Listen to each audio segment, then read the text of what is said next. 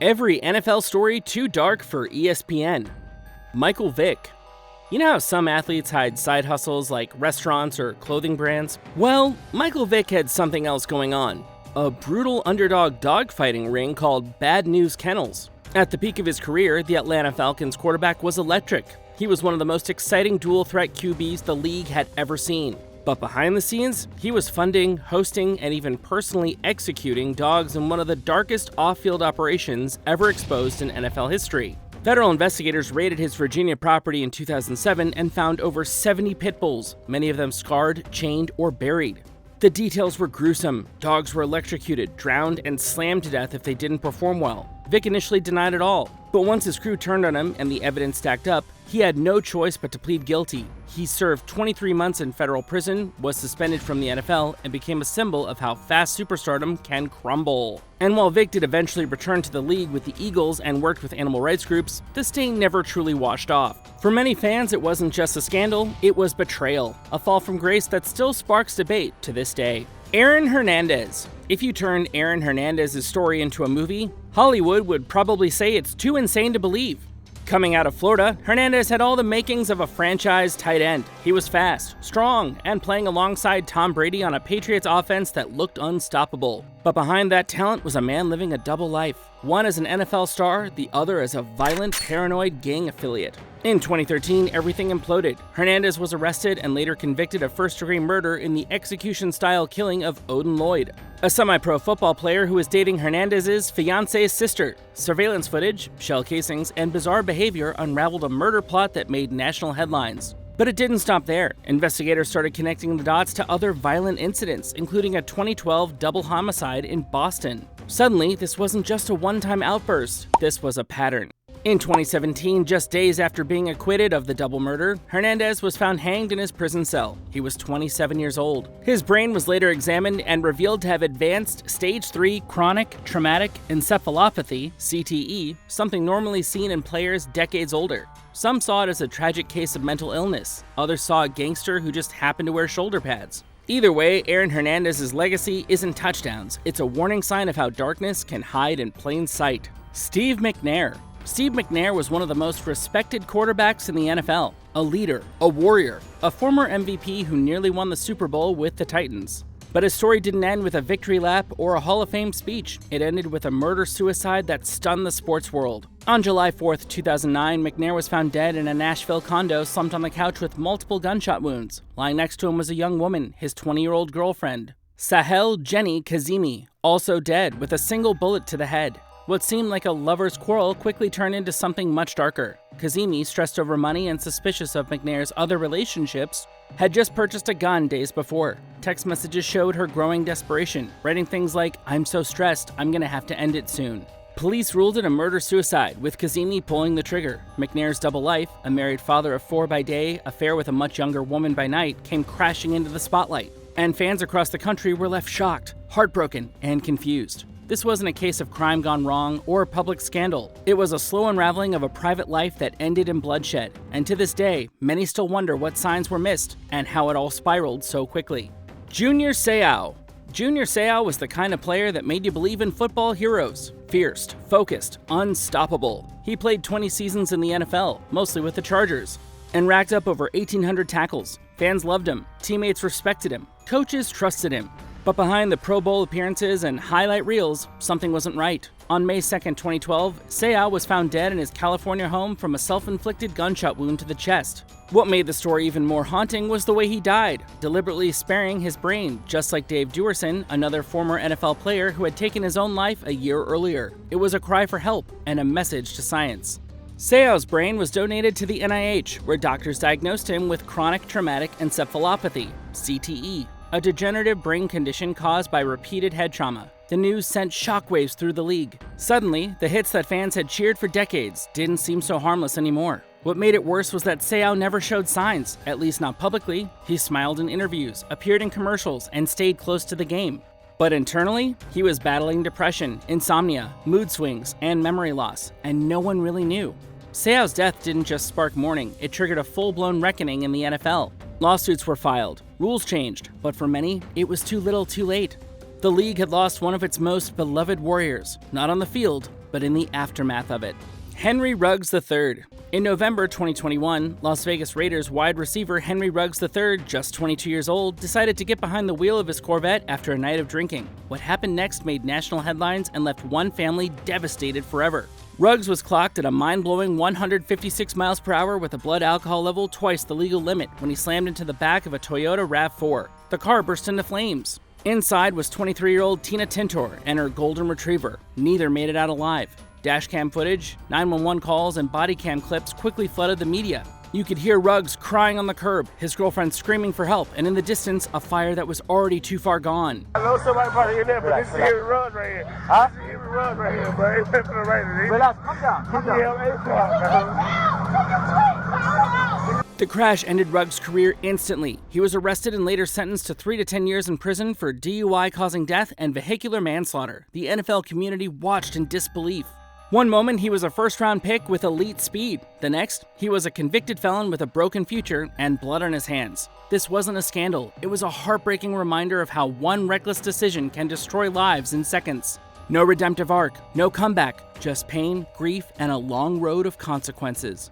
Bountygate. In football, players get paid to hit. But in New Orleans from 2009 to 2011, the hits came with bonus checks, and that's where everything crossed the line. It all started with whispers.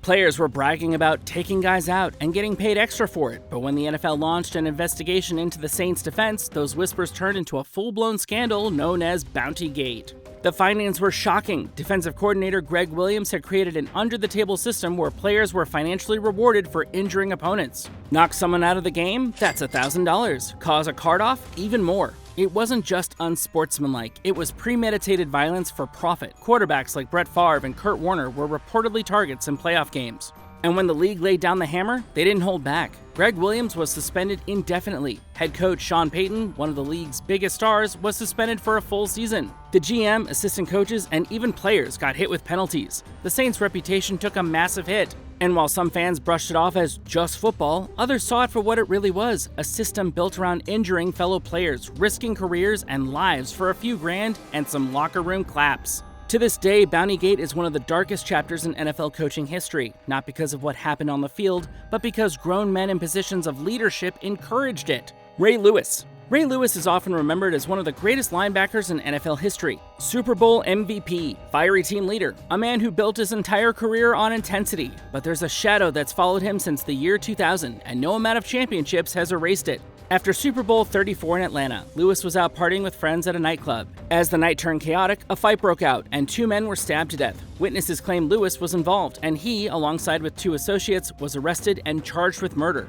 The case was explosive. Lewis was a face of the league, young, famous, powerful, but now he was sitting in a courtroom, wearing a suit instead of pads, facing life in prison. Here's where it gets murky. After weeks of silence, Lewis took a deal. He pleaded guilty to obstruction of justice in exchange for testifying against his 2 friends. He admitted to lying to police and destroying evidence, including his white suit from that night, which to this day has never been found. The murder charges were dropped, and Lewis was fined $250,000 by the NFL. His associates acquitted. No one has ever been convicted for the killings. Ray Lewis went on to rebuild his image, win 2 Super Bowls with the Ravens, and became a respected analyst on TV. But there are still fans and families of the victims who never forgot. To them, Lewis wasn't just a part of a championship team. He was part of a crime that never got justice. O.J. Simpson. This wasn't just one of the darkest stories in NFL history, it's one of the darkest stories in American pop culture. Period. O.J. Simpson was the guy. Heisman Trophy winner, record-breaking NFL running back, charismatic movie star. Everyone loved O.J. Then came June 12, 1994. Nicole Braun Simpson and her friend Ron Goldman were found brutally murdered outside her Los Angeles home. What followed was a media circus unlike anything the country has ever seen. The white Bronco chase, the glove, the dream team, and a trial that glued millions to their TVs. O.J. was acquitted of murder, but the court of public opinion never really let go. He was later found liable in civil court and ordered to pay $33.5 million to the victims' families. You think the story ended there, but in 2007, Simpson was back in the headlines. This time for armed robbery and kidnapping in Las Vegas. He and a group of men stormed a hotel room to recover memorabilia he claimed was stolen from him. He was convicted and sentenced to 33 years in prison, of which he served 9. When he was released in 2017, OJ returned to public life with a bizarre mix of arrogance and denial, tweeting football takes like nothing ever happened. He passed away in April 2024 at the age of 76, still claiming his innocence. OJ's fall wasn't just a scandal, it was a complete collapse of an American sports legend. One moment he was the smiling face of Hertz commercials, the next he was the symbol of fame gone horribly, horribly wrong. Sean Taylor. If you were watching football in the mid-2000s, you knew the name Sean Taylor. Washington's hard-hitting safety was a once-in-a-generation talent. He played angry, fast, and smart. Every hit made the stadium echo. Every play had highlight potential. But on November 26, 2007, that all came to a tragic end. Taylor was at home in Miami with his girlfriend and baby daughter when intruders broke into his house. He tried to protect his family by blocking the bedroom door with his body and was shot in the upper leg, hitting a major artery. He died the next day at just 24 years old. The case shook the league.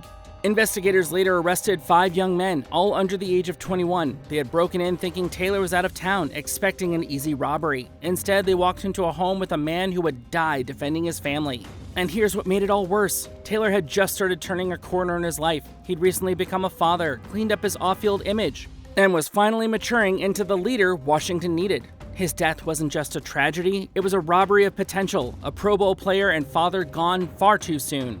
And when the team posthumously honored him by retiring his number and naming him to their Ring of Fame, it was both a tribute and a painful reminder of what could have been. Brett Favre.